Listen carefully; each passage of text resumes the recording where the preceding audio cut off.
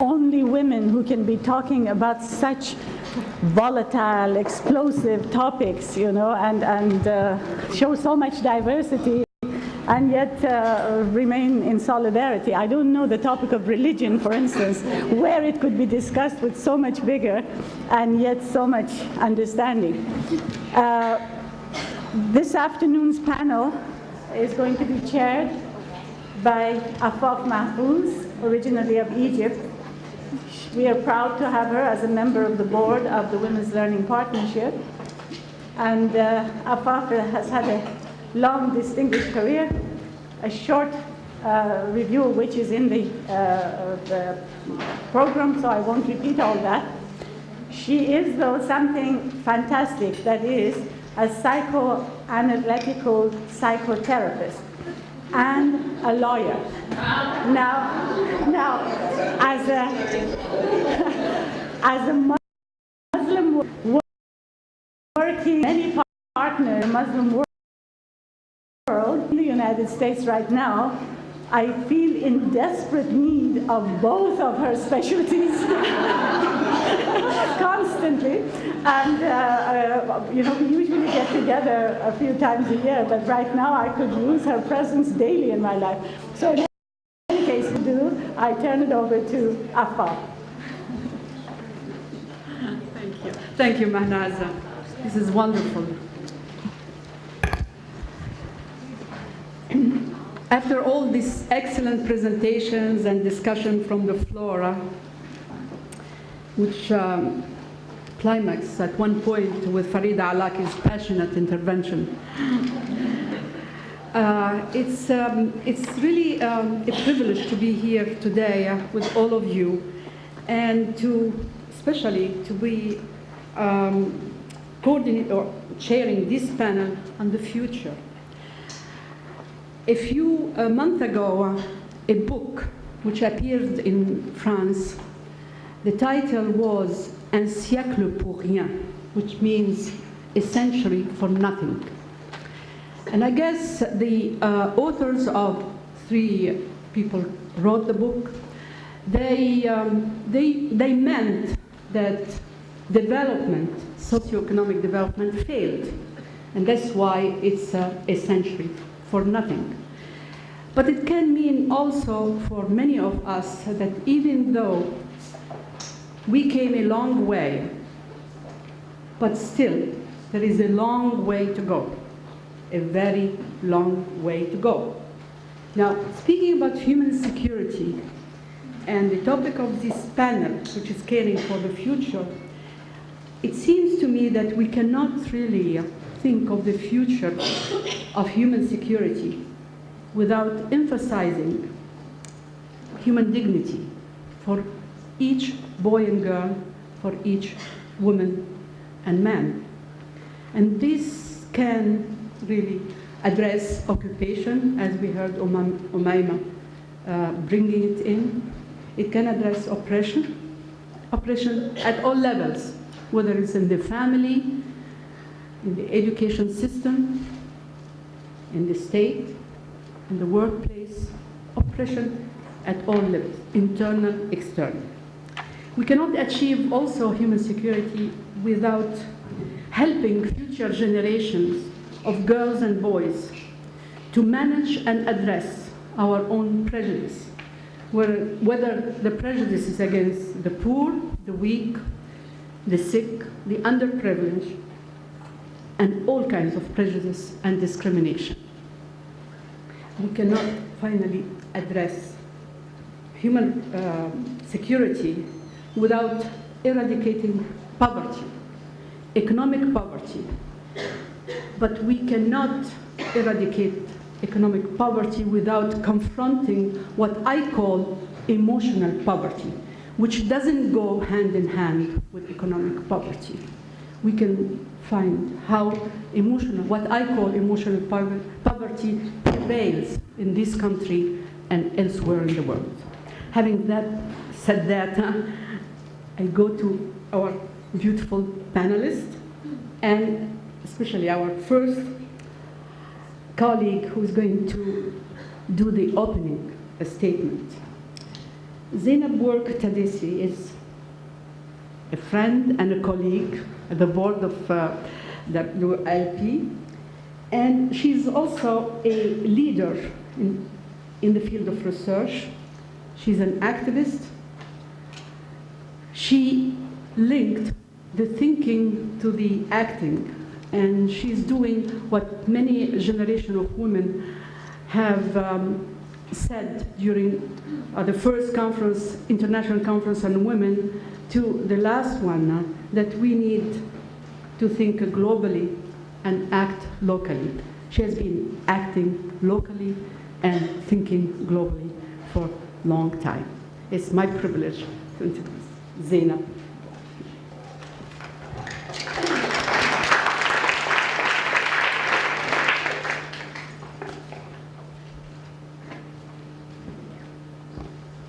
I have to tell you, listening to Farida today took me back to the 80s when we weren't as civilized about religion as we were this afternoon. We certainly have come a long way. And it's good to have friends like Farida to come and remind us of the long road we have traveled. A lot of the powerful ideas thrown up by the panelists before me have resonated with me, but I was totally challenged by Jacqueline's point about human security, a concept being in the making. And I think that also says a lot about us as feminists.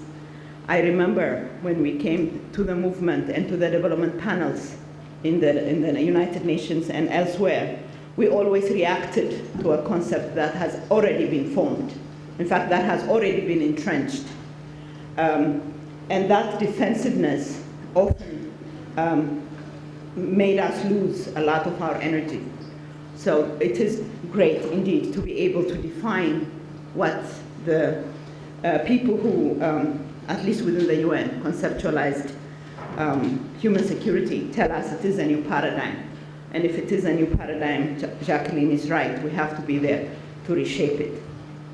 From a women's perspective, a feminist perspective.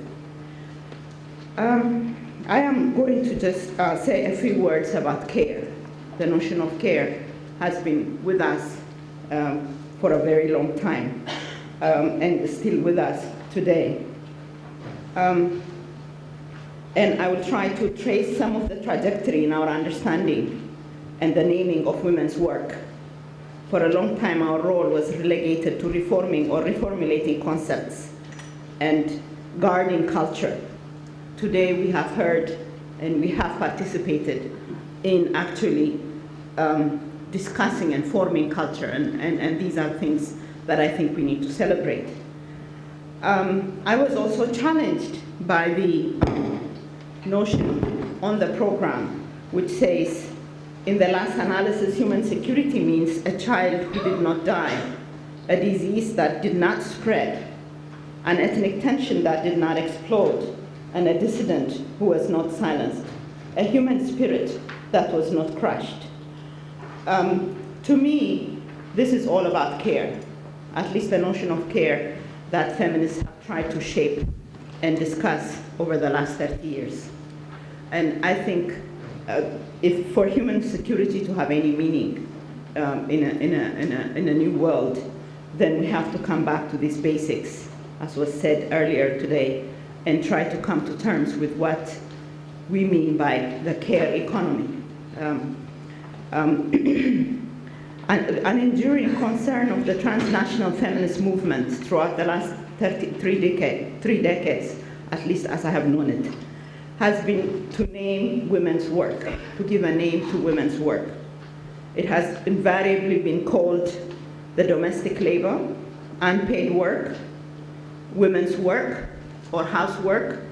And throughout the last 30 years, I think those of us who participated in both global and local and regional forums have tried to name this elusive thing that women do within households.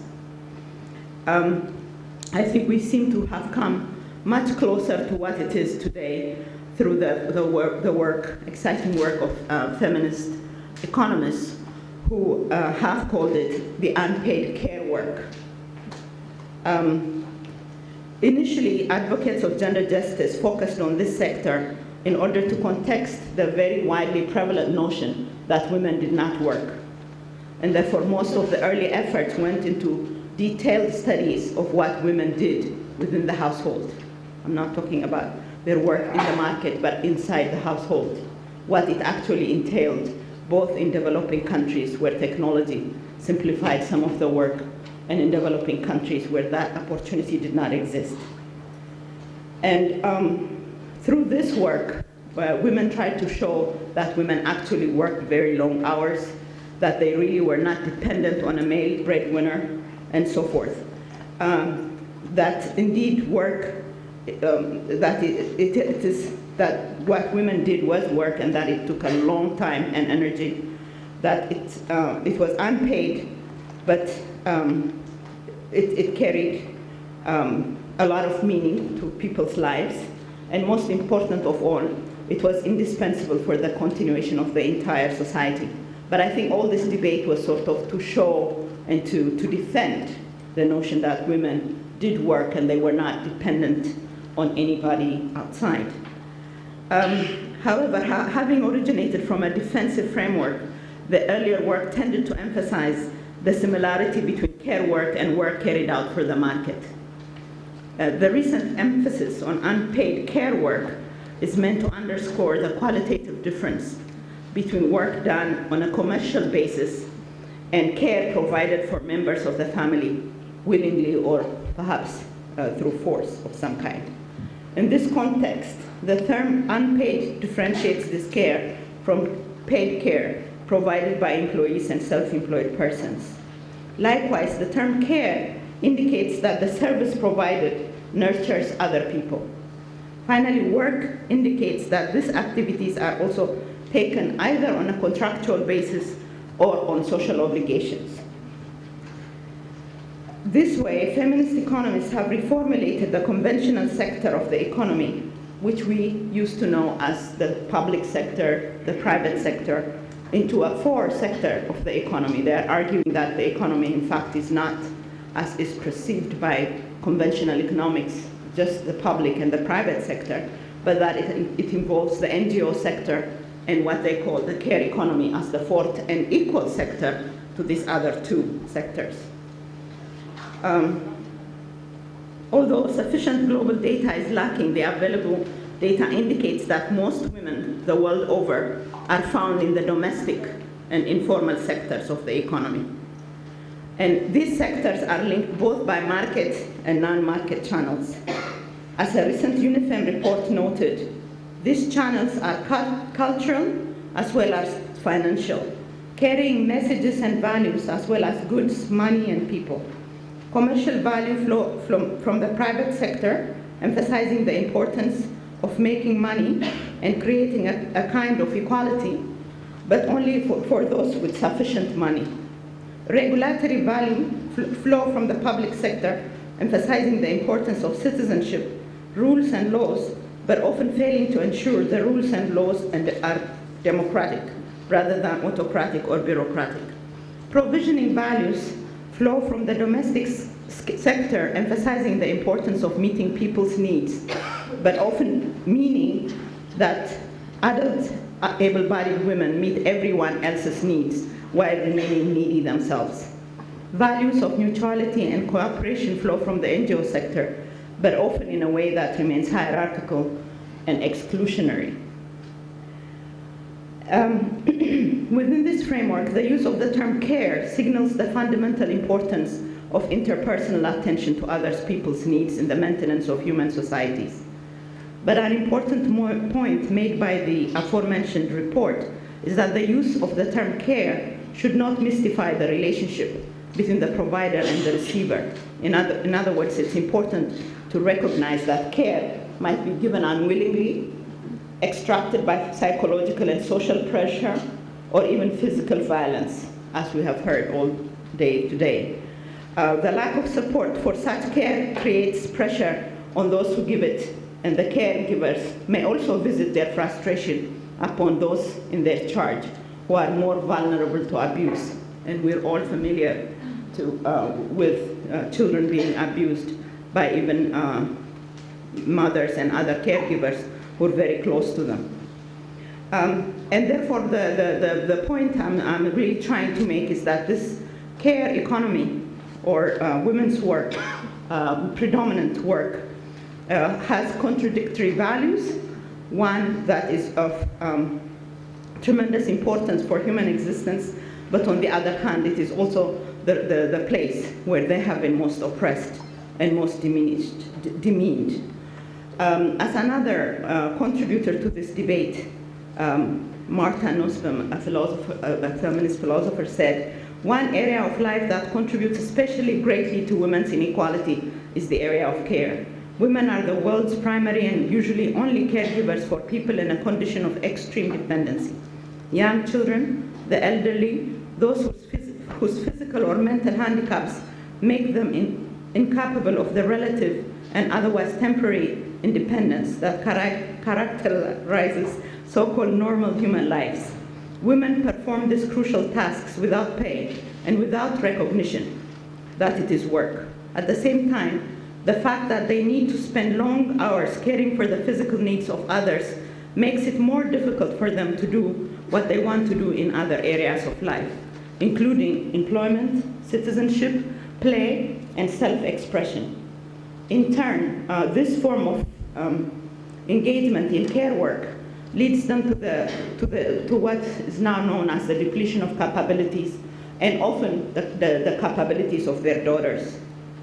For example, we have come to realize statistical data where girls in rural areas, particularly in most poor countries, girls' low enrollment and low educational attainment is often attached to these long hours that mothers have to spend doing this care work.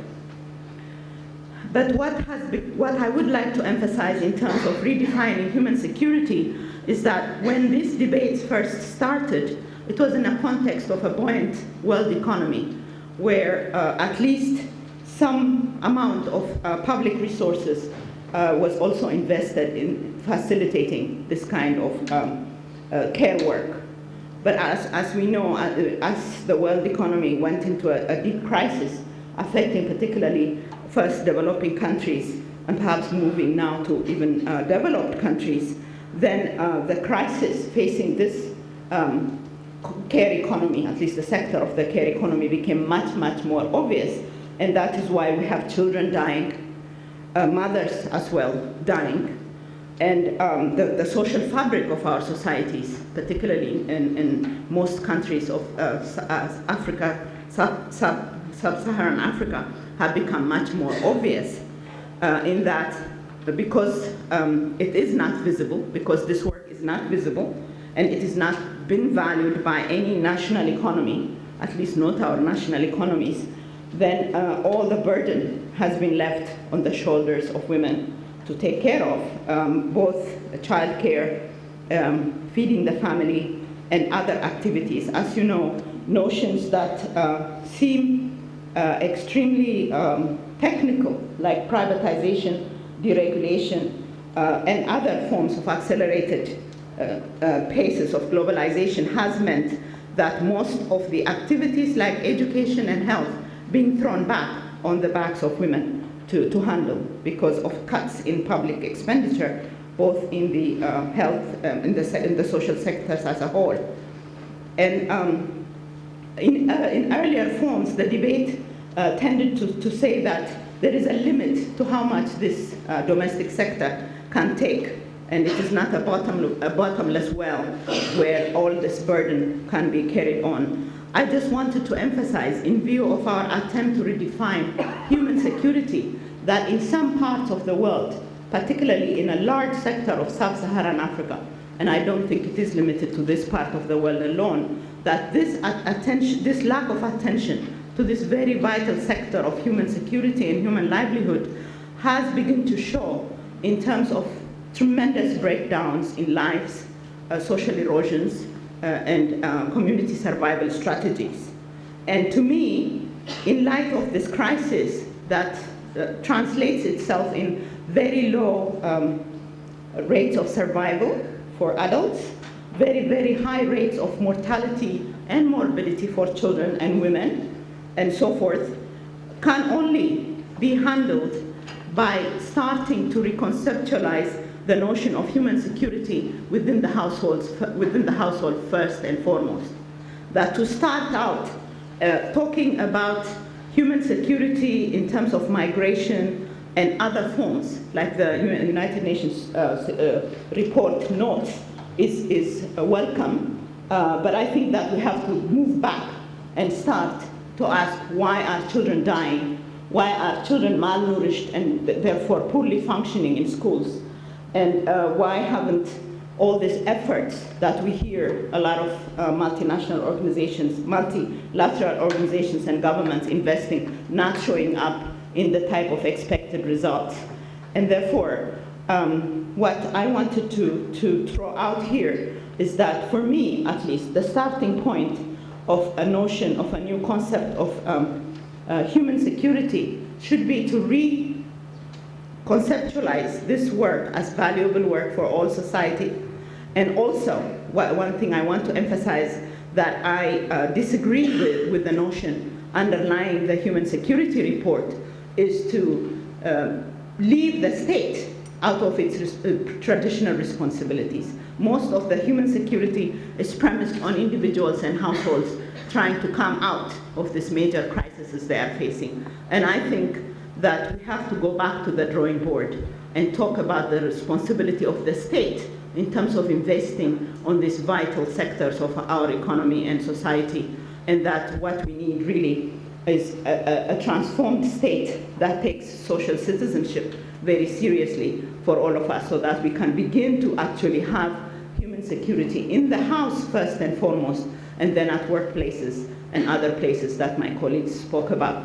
So I just wanted to throw out this notion of valorizing the much neglected domestic labor that has been relabeled, I think, appropriately to unpaid labor, care work, and that care is the fundamental starting point of human life, and human security should start from there. Thank you.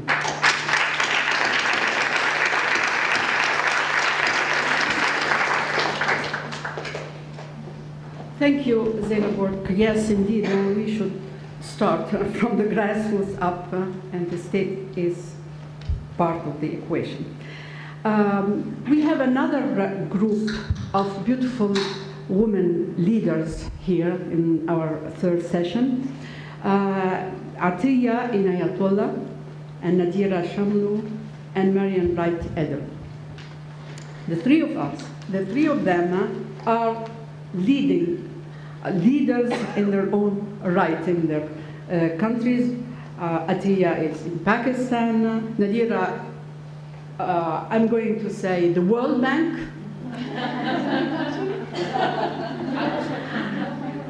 And Marian, the United States.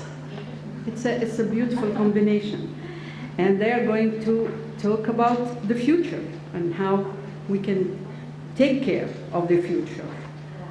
From the dignity of women to the new model about women in the World Bank to the children who are the future. Attiya?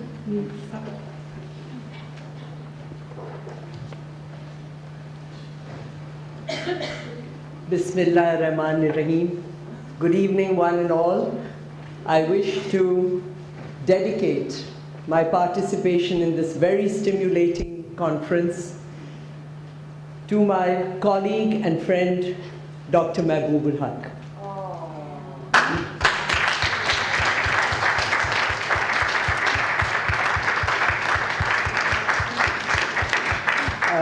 We have, in the opening statement this morning, and again this evening, heard of his very poignant words, which indeed made me one of his followers. And it is true that today we know that these words have found unanimous expression in the Millennium Development Goals. And we also know that human security, as he dreamt it, puts people first, their rights, their safety, and their lives. I'm very grateful to the WLP and to the Global Fund for Women for having brought us together at this very exciting and interesting time. As the title indicates, I shall discuss human security and development as it relates to women, family planning, and reproductive health. I'm afraid I shall be talking in shorthand because of the time constraint, and there is a longer version which I shall leave with the organizers. The year 2004 will mark the halfway point in the 20-year ICPD Plan of Action, which was adopted in 1994 by 179 countries. This was a groundbreaking agreement which negotiated very precisely reproductive rights and the health agenda, particularly for women and for families. We also witnessed during the last decades other important instruments regarding women's human rights, be it the Beijing Conference or the UN Human Rights Conference in Vienna, where we again, for the first time, addressed new issues such as trafficking in women and girls, and expanded crucial definitions regarding women's sexuality, and indeed were also able to touch on domestic violence. Another important global tragedy which placed sexuality and gender at the center of policy debates was HIV, AIDS, and I really deeply appreciate what Mary Robinson had to say on this subject this morning. Chairperson, moving specifically to reproductive health and family planning, the scene is set by recognizing two important determinants. One is the direct effect of a range of socio-cultural, physical, and psychological factors. And the second is gender roles and responsibilities. Both these determinants directly affect access to the control of a range of external and internal resources which are necessary for women to be able to protect their reproductive health. The external resources, as we know, are economic, political, access to information, and the social environment. And the internal are factors such as self-esteem and the ability of women to take initiatives. And there is amply researched evidence that the attainment of reproductive health and family planning is hampered by the impact of many constraints that the above determinants impose. In my presentation, I shall confine myself to the denial to women of self-esteem and initiative due to the internal factor of domestic violence, and touch on the politically motivated fundamentalist marketplace and religious right fractures, which are two elements for me of the external political and economic factors. From a revisit of family planning and reproductive health, we know that the external political agenda by the 5-year review in 1999, the ICPD Plan of Action was undeniably under attack. And this attack continues unabated. This dismantling of reproductive rights and the health agenda is part and parcel of today's right-wing fundamentalist fractures. Be it, and since I am in the United States of America, be it the gag rule of the Bush administration, or be it the exclusion of family planning and reproductive rights in the Millennium Development Goals. As for the fundamentalist detractors of the religious right wing, edicts based on conservative interpretations of Islam or of traditional culture are acted out on women's bodies, ranging from the way women are supposed to dress to the right to practice family planning. Again, segments of the Christian church claim that the ICPD Plan of Action, in that ICPD Plan of Action, reproductive health equals abortion, or that reproductive health services only mean abortion services.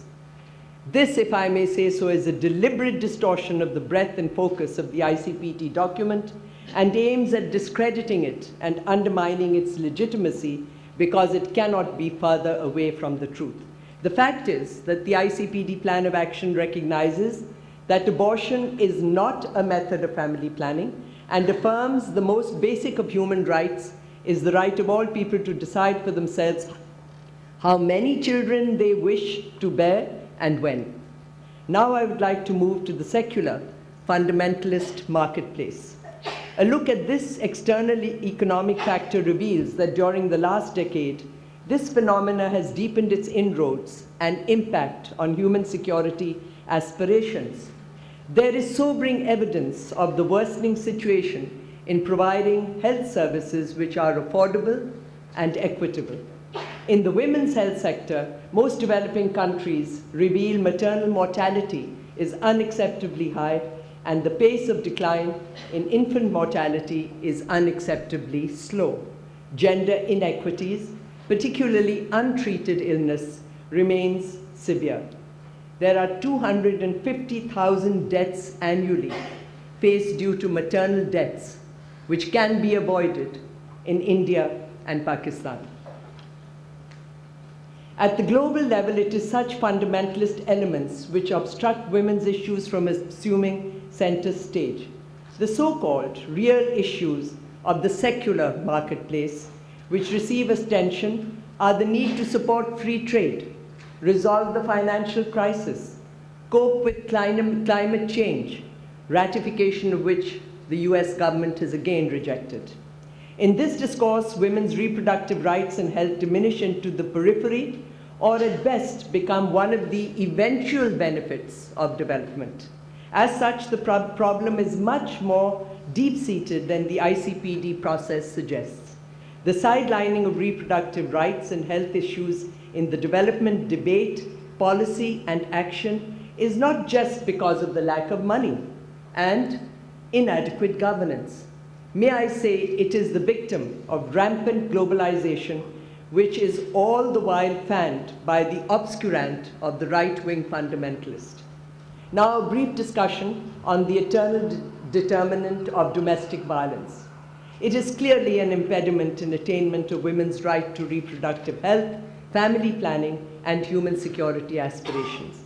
And clearly, it has for too long remained a silent scream.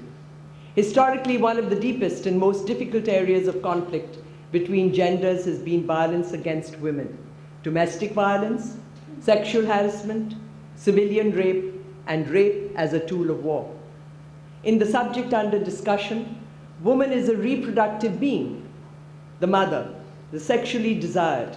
It is the female body and domestic place of the home that defines woman as the other, through which women mediate all gender interaction, including those from which they exercise two important elements of human security, and these are their own defense and evolution of their primary and social and cultural identity. We are still only talking about the primary social and cultural identity. Rape is a criminal offense, and so is trafficking of women.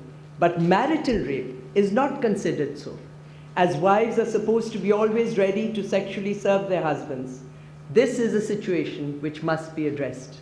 Similarly, little effective action has been taken against the high rate of trafficking in women.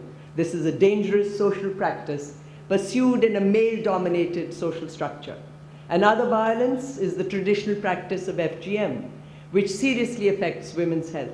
It cannot be condoned and needs to be addressed because male conservative forces strike at the autonomy of women. Suffice it to say, in the exercise of human rights, inequality between men and women is strongly influenced by social intolerance and cultural orthodoxy. As far as development is concerned, it is essentially influenced by what men value and thereby place a lower value on women. Indeed, there is clear empirical evidence that sexual and reproductive rights and health go to the heart of profound economic, social, and political inequalities. These fundamentalisms, graphically depicted in the television images of the Afghan women's burqa, the symbol of oppression and discrimination of women, result in loss of control over their life, choices, and their bodies. There can be no disagreement that our call for women's reproductive rights go far beyond a technical issue. It becomes a strong political challenge to the family, judiciary, educational system, economic and cultural institutions. It is not possible to give a weight to the pain, fear, the undermining of confidence, self-esteem, and humiliation that are the constant companions of so many women's lives. We cannot and must not remain deaf to their sadness and suffering. It is in this spirit that I would like to offer 7 recommendations to this conference. The first is, we reject the claim of religious fundamentalists on the ICPD agenda as being false. We reaffirm support for women's rights to control their fertility without fear of ill health and dying. We call on governments to reaffirm their political support for preventing all pregnancy-related diseases and deaths. The second, women act and live largely in the home. Domestic violence is therefore a major stumbling block in human security for women. It is of the imperative that domestic violence, generally viewed as a private matter, is brought into the public domain and criminalized. 3, the necessary synergy between the reproductive and productive roles of women must be developed. This requires that each woman is empowered to manage her own body, and this will be made possible through deterrence against violence, through access to family planning services, and knowledge of her rights, reproductive rights. The fourth, the issue of reproductive rights and health cannot be considered piecemeal. The complexities and paradoxes have created a crisis of legitimacy. The challenge lies in the capacity of interrogation and activism to produce an analysis which is multidisciplinary and holistic in approach. Fifth, based on the global consensus of UN conferences, the social contract be reframed so as to provide sustainability for human reproduction and resolution of gender imbalances created by economic, social, cultural, and political factors. Sixth, recognizing the overburden of STD is 5 times greater for women than for men. In the given situation, STD-HIV management be provided as an integral facility in women's health programs. This is presently totally missing. In addition, AIDS be viewed in the prism of the right to personal security, and life-extending therapy be provided to women. And finally, I know I'm running out of my time, my 7th proposal is networks and alliances be created like WLP. And those that exist must be strengthened. This is a call for linkages across geopolitical borders, one which influences the political and social climate in which the voice of women, and if I may add or put first, girls are heard in policy formulation and programs, which uses information strategically through advocacy strategies and disseminates hard data on service delivery and policy gaps. And may I thank you all for a great day. It's been a long while since I last was able to join a group of such women activists. And I have thoroughly enjoyed coming to this conference, both because of your informed comment and more because of your good sense of humor. I have one last question, and that is, where are the boys?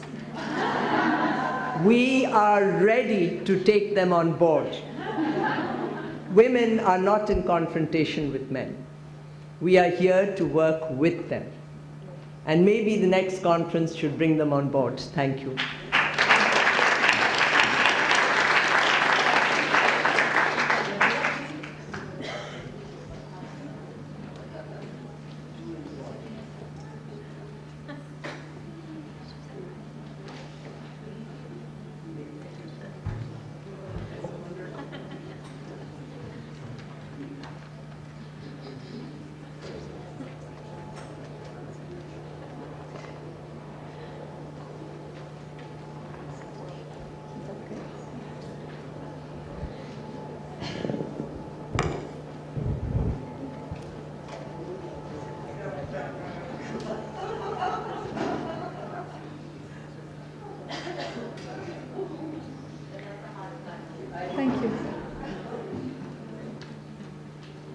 Thank you. As I was introduced that I am Naderah Chamlou from the World Bank, I would like to say that I'm Naderah Chamlou from Iran. But I happen to work. I hope this is not one of those governments that our previous speaker wanted to overthrow. But anyway, I'm very, very. I want to thank very much Mahnaz for inviting me to this incredibly rich occasion. And I also would like to thank him for being here on behalf of the World Bank and having the opportunity to present to you a sort of like a new development model that we are going to hopefully work together with the governments of the region to put in place, and within which gender is now going to be a much more, hopefully a much more prominent component of our work and of our analysis. But let me just give you a little bit of a background. About a week ago, we concluded the annual meetings of the World Bank and the IMF in Dubai, where, I'm sure that you probably have heard about it, where for the very first time we were invited to hold these meetings in the region. Before, 3 or 4 years earlier, when it was decided that we should go to the Middle East for these events, nobody thought that we would go to the Middle East under these circumstances during this time where tensions were very high, where the issues were very much on every, on the front pages of every paper. So when we went to Dubai, we had prepared 4 very, very key reports or books about the future of the region. And I think in that sense, the theme of this panel fits very much into the theme that we were putting forward in Dubai, which basically looked at the challenges that the region faces and what could be some of the solutions for the region, or at least we were proposing some of the solutions. The big challenge that the region faces is that it has a huge young population. About 2/3 of the region are boys and girls, or men and women under the age of 30. That means that 1 out of every 3rd inhabitant of the region is a woman under the age of 30. The second thing is that there is a high unemployment in the region, and as a result there is a huge social tension about what to do with this young population. How can we cater to their needs? For this, for us, it was the challenge was to kind of come up with a development agenda that would address these issues. And we went to Dubai with 4 reports, one dealing with trade and basically investment climate, another one dealing with governance, the 3rd one dealing with gender. So I'm glad to say that we mainstream gender in the sense that it was there right with all of these very hard topics as the economists would like to do it. And the 3rd and the 4th one and the last one was on employment and what are the employment challenges of the region. By looking at the gender report, we were basically trying to ask ourselves 2 questions. Let me go here. 2 questions. One is that why should gender equality matter? Why does gender inequality matter? And why should policymakers or anybody be concerned with gender inequality? We were trying to quantify the impact of gender inequality. And the second thing that we wanted to address was that why have factors that have worked elsewhere in the world, for instance, education, lower fertility, increase in per capita income, why have they been not as effective in the Middle East and North Africa region as they seem to have been elsewhere? So these were the 2 basic questions that we were trying to address. Now, I'd like to first present to you the definition of gender equality that we use, because it's very important to go from that perspective. Basically, the way the World Bank defines gender equality is to look at gender equality as equality under law, equality of access to opportunity, not necessarily the outcome, but access to opportunity.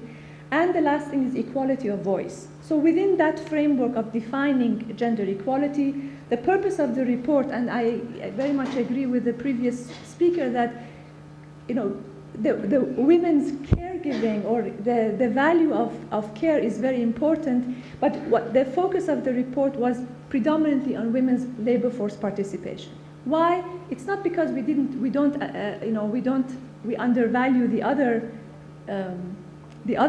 aspects, but because data is very difficult. It was very difficult to find data and be able to analyze what we wanted to do on hand of women's labor force participation. It was impossible to find data on these other aspects.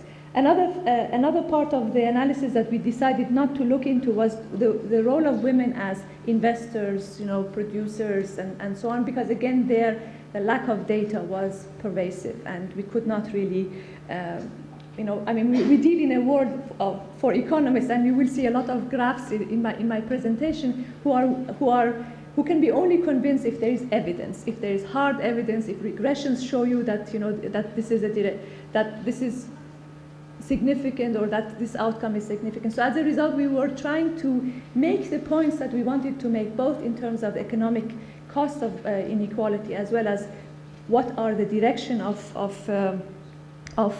reforms within the framework of women's labor force participation. And again, the purpose of the report was to advance, or at least add our voice to the gender equality debate by giving the economic side of it. Because in a way, when you look, societies have changed most dramatically because of war and because of economics. And we wanted to basically push that framework and bring around policymakers who deal with the economic aspects of issues. I see that I need to rush to it. Let me give you the punchline first. The main messages of the report were basically that the MENA region, the Middle East and North Africa region, has invested significantly in women's education and in women's health and so on and so forth. And I will show you some of the pictures or the graphs that demonstrate this. But this basically investment has not really paid off yet in terms of women's economic contribution and as well as women's economic participation. Why? It's because women face tremendous inequalities and barriers to participation in the labor force and in the public sphere. Maybe I should sort of just insert a little bit here why we selected the title of the report, which was Women in the Public Sphere. The public sphere is usually the sphere of influence, of power, of patronage, of most often the sphere of men. So we have used the word women in the public sphere to indicate that this is sort of like, it's a power sharing, move on over, I'm coming, and basically I am somebody to be reckoned with. So we've chosen that title as a way of indicating that women need to be in the public sphere, women need to be as part of the power sharing and a power base. So having said that, I will go later on into the barriers that we have at least identified being significant in women's participation. And lastly, what we wanted to really put forward is that gender issues and gender mainstreaming needs to be looked at every stage of development planning. So the following pages, you will see a lot of graphs which really excite a lot, ministers of finance and ministers of planning. And in fact, this is precisely the response that we got when we were in Dubai, but because they liked these graphs. But let me first also explain a little bit what we mean with a new development model in the MENA region. The past, we've had a kind of an oil legacy, a legacy of natural resource rent, as economists like to call it, which has basically fostered very, very big bloated public sectors, which has fostered import substitution instead of non-oil exports, and it has also fostered capital-intensive industries, which have really limited not only employment for women, very importantly, employment for women, but also employment for men. So the new development model is going to focus very much on private sector-driven growth, on export-led growth, and labor-intensive growth, because these are sectors where women have a higher comparative advantage. On the governance side, we're focusing on two pillars of governance. One is on inclusiveness, basically respecting everyone's right and making sure that one listens to everyone's voice. And the second thing is on the pillar of accountability, that the state has to provide services, the provision of services to everyone on an equal basis. And lastly, on the employment side, we are focusing on a new social contract, and I heard the name being mentioned here earlier, on a new social contract between the state and the individual. Now, where does gender fit into this model? What I would like to show you here is that we've tried to take some of the indicators from the MDG 3, the Millennium Development Goal 3, which deals with gender equality and empowerment of women, and kind of try to kind of put this picture here. One deals with life expectancy for women, life expectancy. The other one is reducing fertility, ratio of girls to boys in primary and secondary school, GDP per capita, ratio of women in the non-wage agricultural employment, and the last one is percentage of seats in parliament. Well, the red line is the average for 6 developing regions: Latin America, East Europe and Central Asia, South Asia, East Asia, Africa, and the Middle East. The blue line is for the Middle East. When you see the blue line, you see that on all the social sectors, or on the social side, which is basically life expectancy, fertility, and so on, the Middle East is doing as well, if not better, in terms of the social indicators. Again, this is an average. There is a lot of diversity in the Middle East. Where we are totally falling short on is on the empowerment indicators. In other words, for that level of social progress on the social indicators, we should have been far more ahead on the other axis as well, and we are not. And the question is why. For instance, let's take, on the political, seats held by women in parliaments, well, the whole region is a little bit experimenting still, to put it in very, very positive terms, with democracy, but I think what we could say is, let's focus on women's labor force participation, because that is something that is more exogenous or so. Let me see. Do I? 2 more minutes only. Oh, gee, I have to really rush. Anyway, just to kind of rush through, what we see is there has been a tremendous growth in women's labor force participation. But then the MENA region, let me just walk here, is here. So we are the lowest in terms of women's labor force participation everywhere. What is interesting to see is where is it that we are falling short of? Again, sorry, I have to walk away. We see these are the graphs of women's labor force participation in the different regions, and this is the MENA region. And what we see is that precisely at the age where women marry and have children, the labor force participation falls. The question is, why? What happens to the MENA woman that doesn't happen to the women in other parts of the world? Part of it is, of course, that, and what is the cost for it? I'm sorry, I'm going to be rushing a little bit through my presentation to give you the punchline. What we have tried to do, we've simulated the impact of this phenomenon, that women drop out of the labor force. And we've shown that the cost of this to the economy is tremendous. Over the 1990s, at the time when the MENA region was growing significantly in terms of population, the population growth was very high, the per capita income per year grew by 1.9%. Now, again, this is at the time when the population was growing fast. It could have grown if it had normal, similar to other regions, normal female labor force participation by 2.6%. Now, development or planning ministers kill themselves to increase, per capita income by 0.1%. So the fact that we have lost 0.7% in per capita income, it's a huge cost. It translates into billions. In fact, the number is so large that we were a little bit embarrassed to put this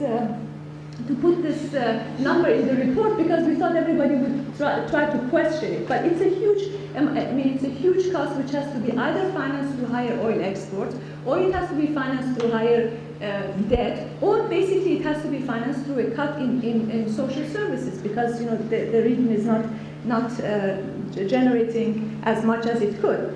It obviously has this cost has to be borne by families, by the average population. So the point we are putting forward is that don't think about gender equality just for the sake of women.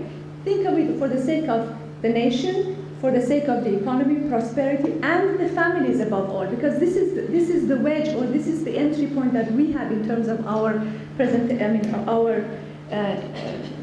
The last thing that I would like to say, there's a lot that is coming, but obviously, this is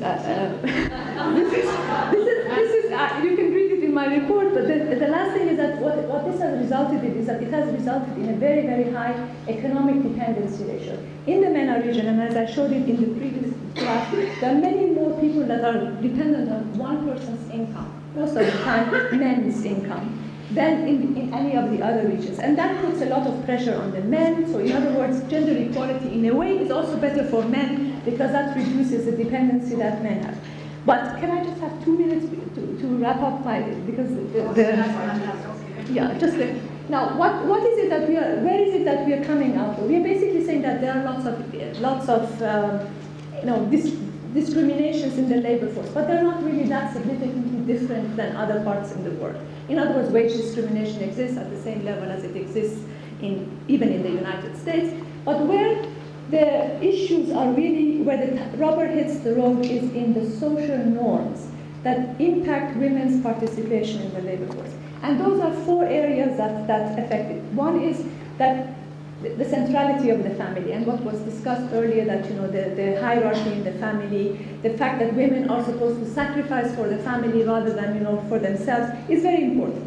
The other point is that the male breadwinner model, which I think is the husband or whatever the man is perhaps recognized to be the head of the household, but in most of the legal structures in the MENA region, it's written into law. And that impacts women's access to opportunity, women's access to security. I mean, social security, insurance, pensions, everything else is affected by that. The next part is this, what we call the code of modesty, basically this thing in the culture that limits a little bit the interaction between men and women. The notion of mahram, the notion of the fact that it's not easy for women to mix with men.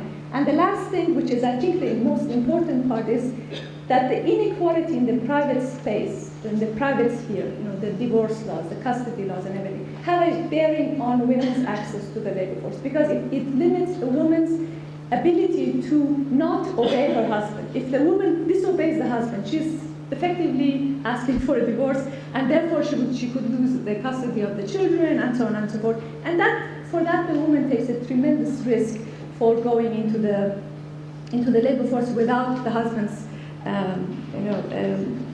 permission. What is interesting is that all of the constitutions of the MENA region give women equal rights on all fronts, voting, work, everything else. But then when it comes to these regular, what we call the regular legislation, these rights are being put in questions, and they're being put in such a way that they protect the power structure in the private sphere. Anyway, I will stop here, but there's more obviously, and hopefully you will read. No, thank you. This is just a very long. Thank you.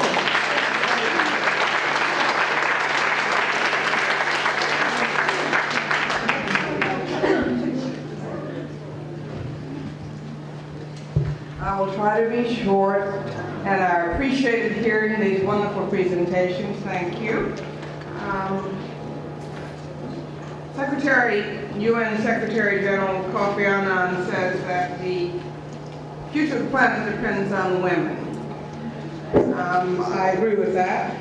Eleanor Roosevelt, who was perhaps our greatest First Lady, echoed that in a way when she said that only women in power will protect women without power.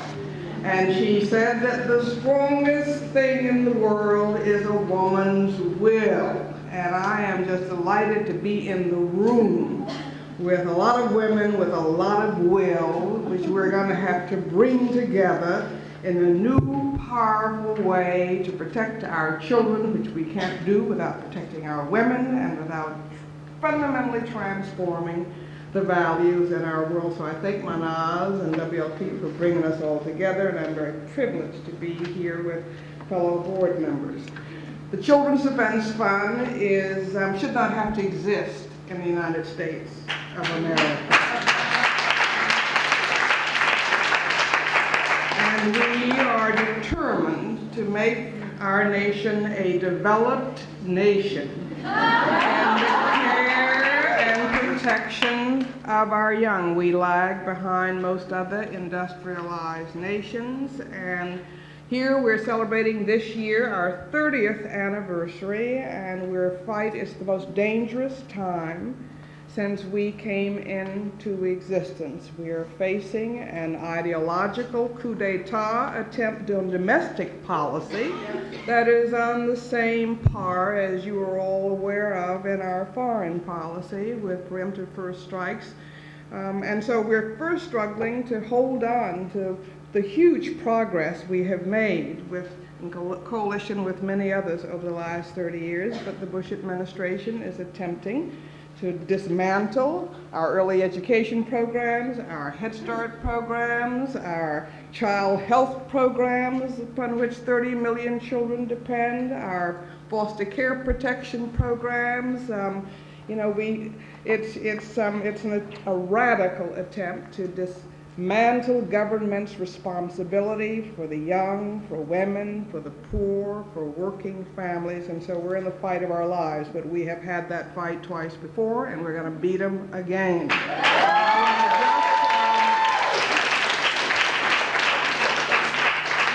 I think as we try to hold on to the framework of the laws, and this is a comprehensive problem. I mean, we're seeing the same. You've heard the attack on women's rights. We got the same attack on civil rights, trying to turn back the clock of progress. The same attack on civil liberties and the Patriot Act. It's all we're just fighting a redefinition, in my view, of what it means to be an American, and we absolutely must stand up and find our voice in a way in which we've never done, and we know a lot about what ought to be done. The question is, how do we build that will, stay encouraged, fight with all of our might, because we really are living in a time all over the globe and in our own nation, which affects a lot of what goes on in the globe, just as what goes on in the globe affects us, and we're going to get that one of these days, is that the world is not divisible, as the brilliant Mahbub Yuhaq said. I mean, nobody has written more compassionately and talked, as he and Dr. King, about the indivisibility of all human beings and how we really are one. But we are living in a time of absolutely unbearable dissonance between promise and performance, between good politics and good policy, between practice and professed family values, between deed and creed. I mean, President Bush and his administration has appropriated or borrowed or stolen, however you want to use those words, our trademark mission, leave no child behind, while using those words to leave no millionaire behind and to as a smoke screen to appear to be compassionately conservative while proposing policies that just leave millions of children behind. So I think women, and again, I won't get into the specifics and the details. We can do lots of policy recommendations, but we have just got to speak up and find new ways and new public theater, new ways of mobilizing, new ways of organizing, and new ways of coming together as advocates for children and women to say that something really is wrong and out of balance in a world in which 476 of the richest people, all billionaires, have income that exceeds the combined income of the poorest 40%, or 2.5 billion people who live in 65 countries with the lowest gross domestic product. Something is wrong in the United States when one insurance company executive last year had more income than 9 million American families, and when our 3 richest Americans, and I don't begrudge anybody their first, second, or 10 million or billion, if they are earned on a fair playing field. But our 3 richest Americans had wealth last year that was equivalent to 25 state governments with 50 million American people, or people who live in America. They didn't need a tax cut in 2001.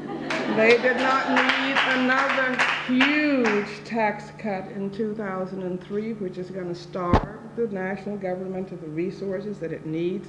And you know, it's really un-American, in my view, for us to take food and housing and Head Start and education from needy children in order to give massive, lavish tax cuts to millionaires. It's just not right. And we really just have to stand up and educate the public and to say we're going to change these priorities. So we are in the fight of our lives. We are aware of the struggle in all of our countries as the gap between rich and poor in our globe and in our own nation widens, and somehow women's voices are going to have to find a way to be heard in the corridors of power, and we've got to join together in a new powerful sisterhood that says we want a different set of values that are not about materialism and not about militarism, that are about human security, that are about building a world that is safe and fit for children, because I believe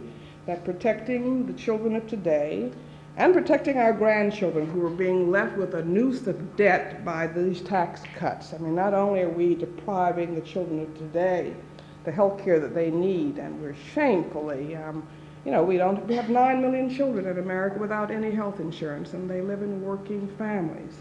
And while we have violence all around the globe, we're exporting our glorification of violence around the globe. And so I need your help. We need your help in America to change our policies, which in turn will affect, I hope, the quality of life throughout the globe. And so I have been talking with Mahnaz and many others about how children's advocates can come together with women's advocates to see how we can begin to have a new set of policies in America, which I hope will have an influence around the world. And all of us need to be setting a goal and never giving up on a positive vision of where we need to be. We must close that gap between rich and poor, and we must pick out some achievable pieces of that and begin to work for it. I want our nation, the richest in the world, by 2010 to believe and to act on the reality that we can end child poverty.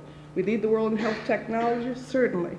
We can provide every child, every person, health care in our country, and I think that that is something around the globe. I hope we can pick up on some of the Millennium Goals and figure out which one or two things we might begin to move along. So while we've got to hold on to what we've got, we've also got to say where we want to be over the next decade, both in this nation and around the world, and because it is intolerable that we have over 1 billion people living on less than $1 a day, that we still tolerate. And I can't stand these numbers. I don't know how, when you say them out loud, that we let 28,000 children die every day from preventable diseases, and we're spending trillions on weapons of death. In our own country, we've lost 90,000 children to gunfire since 1979. That's more than we lost in American battle casualties in Vietnam. We've got to stop the killing of children in our country. We've got to stop the killing of children around the world. We've got to stop child soldiers. We've got to stop, we've got to have a fundamental transformation of values and will. And so we've got to figure out how to penetrate the corridors of power. We've got to figure out how to continue to build our voice. We've got to absolutely determine never to give up, just never to give up. The men have had a whole long time to get it all right, and we're going to work with them and work in partnership, but women have got to say it's enough. And lastly, we've got to make sure that we distinguish, and in this country what we're seeing is in dismantling the role of government, we're acting as if charity is a substitute for justice. Justice is the agenda, and so we all have to never lose sight of that. Justice for women, justice for the poor, justice for all of our children.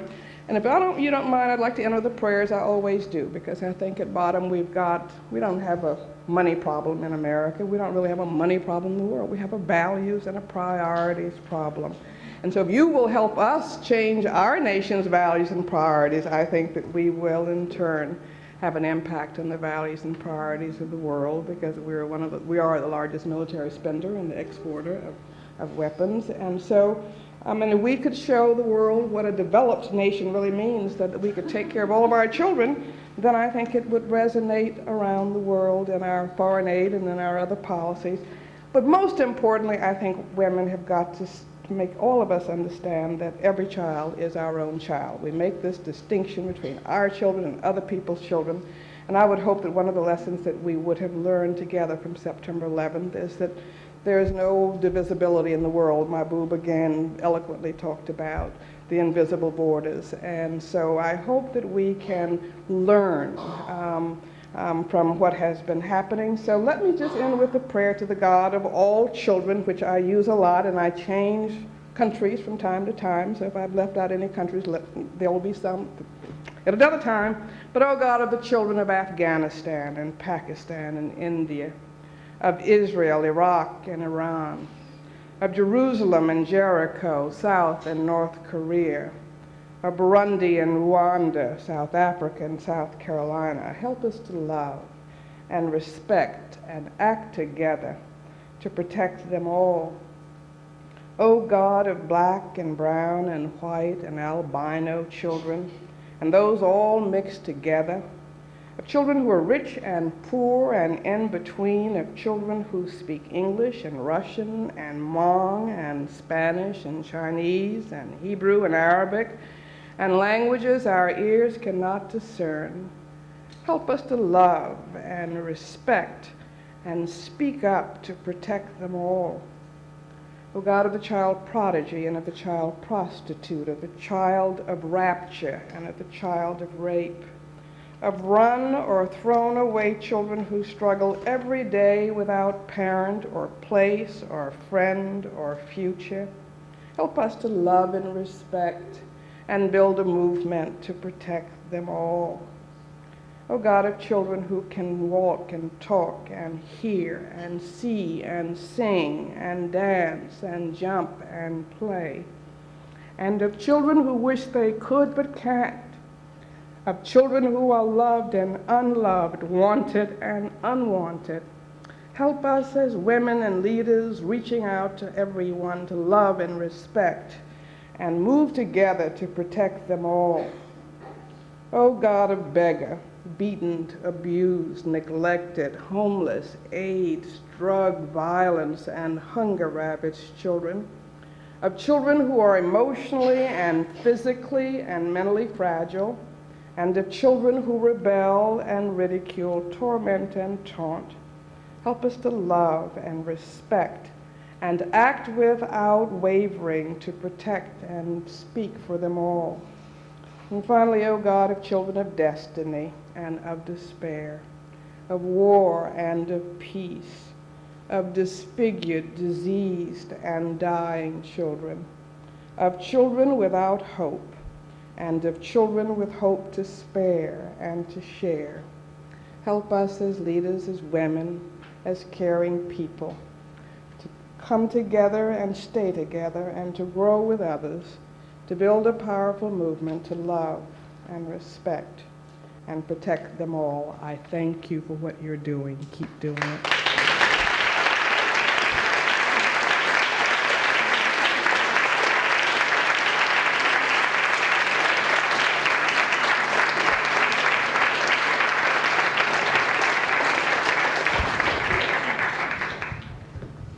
What is inspiring